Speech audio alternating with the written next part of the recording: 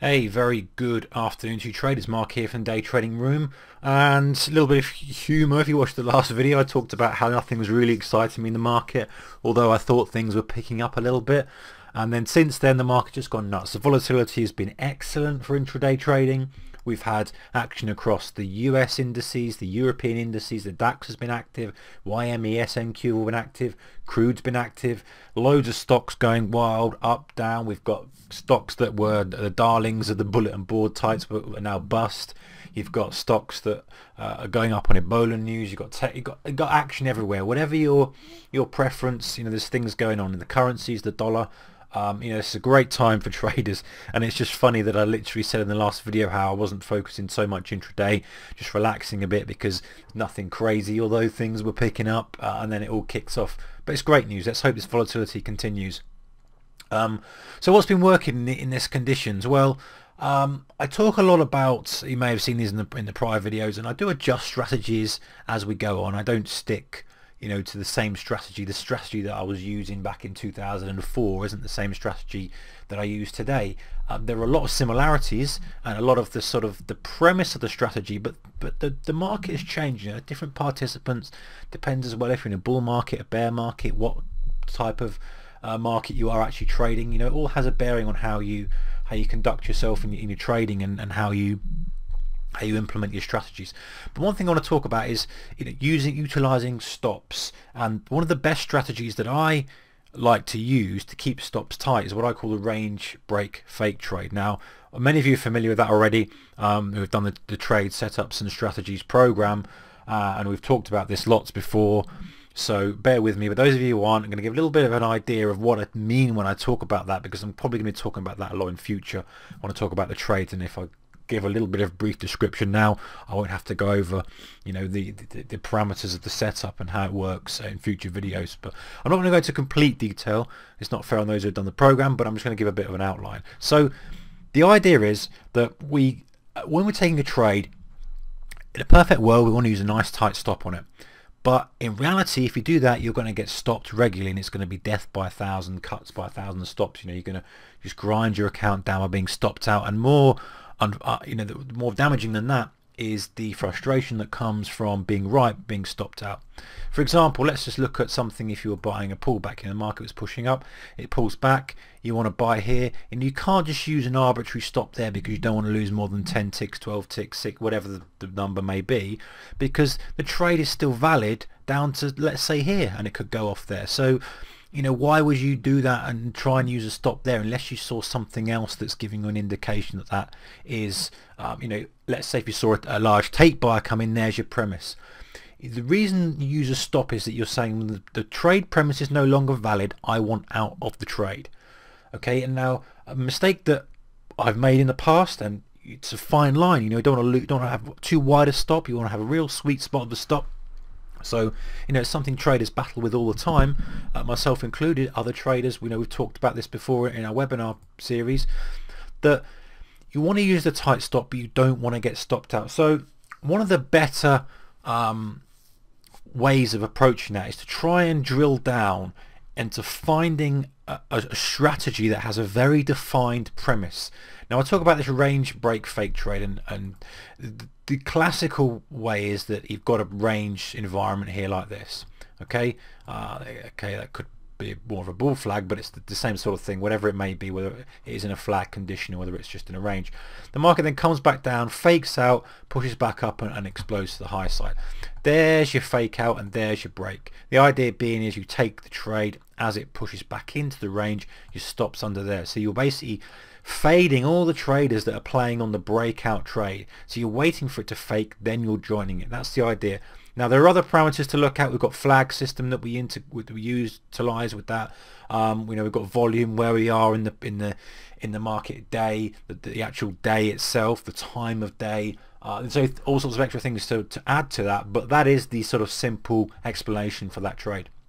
Now, why it's so popular and why I like it a lot, and the other guys who know about it like it a lot, is because the risk is defined. And you can see here, I've just got a DAX 3-minute index chart up here, and you can see how you can adjust it to suit the conditions. This morning, for example, huge gap down on the DAX, but a really strong drive off the open. Okay, we start to settle into a little bit of a range here. You can see we're a little bit of a bull flag. We test the downside. Now, it's people may be looking at this saying, okay, what about this break to the high side? Is that the range? Is that a fake?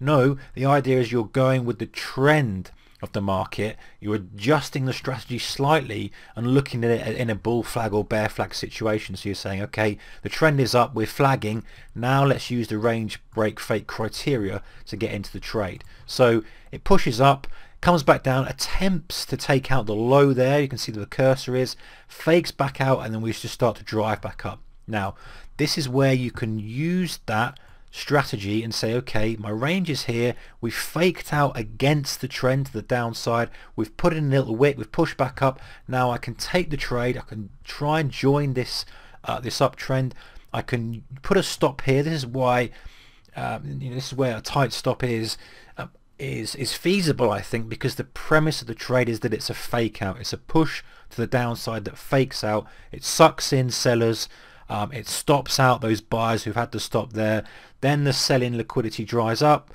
and then we get a resumption of the trend. That's the theory, and so you can quite effectively put a stop there and say that, well, that is the premise. If it then revisits, then obviously it's a completely different setup.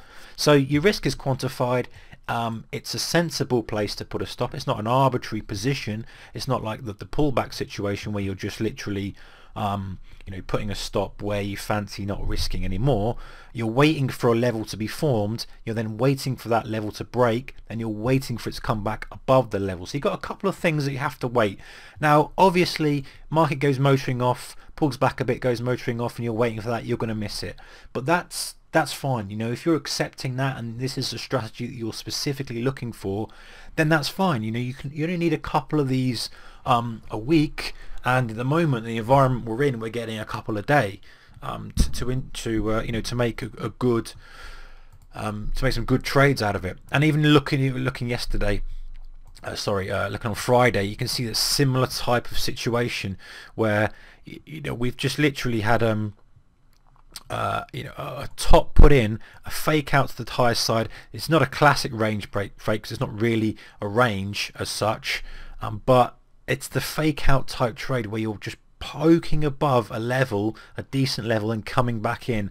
And the point is, and what I want to emphasize, is that's when you're okay to use a tight stop, because your stop is just there, and the premise is that it's not gonna go back and revisit, and if it does, it does. You take the stop, and it's not a mega risk situation. Here's a good example. We're flagging at the lows here, we fake out, we push back in, we take the trade, comes back out, it stops us out. It's not a large stop compared to the target, which is going to be down here and then a continuation. So you guys who like the risk reward parameters to be on your side, they are definitely there. Let's look at another example quickly, and then we'll call it a day on the video. So let me just change these chart parameters to regular data. I'm on interactive brokers at the moment. The charting's not exactly great. TradeStation is better, but it's all right. It does the job for the time being as we're doing these videos. TradeStation's on my other machine at the moment. So yeah, looking at the Dow, there's a great example of this. This is the YM futures, and if you want to use it on a longer time frame, here it's just the one I was looking at earlier. Then you certainly can. It works very, very well on daily charts as well. I'll throw up an example quickly if I can in a second. But there you go. There's your range. You've got your range intact. Beautiful. You've got a downtrend in place, so you're looking for shorts. Let me just try and squeeze a bit more data in there. Let's go to fives. You've got a downtrend intact.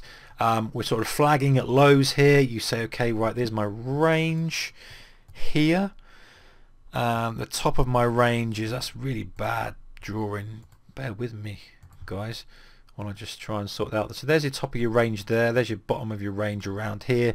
You're only taking fake outs to the upside, don't forget. You know, taking to the downside is another, it's a reversal strategy and a completely different strategy that we, you know, is something completely separate. So you're waiting for those fakes to the upside. There you go, it just pokes through the high, takes out that high, takes out the high of the range, or the resistance, however you want to call it, and then, you know, we rolled over and there's a good 150 points in that trade if you choose. And the risk, again, even if you waited for the second candle to close, you know, isn't that much compared to how much you're potentially going to make out of it. Okay, so that's a little bit about the range fake break trade. You can see why it's a popular setup. You're able to quantify your risk, you're able to use that tighter stop, and there's no real ambiguity of where to place a stop. It's above or below the fake out position. It's simple. That's the case. The only decision you have to make is how far above it you're going to make it.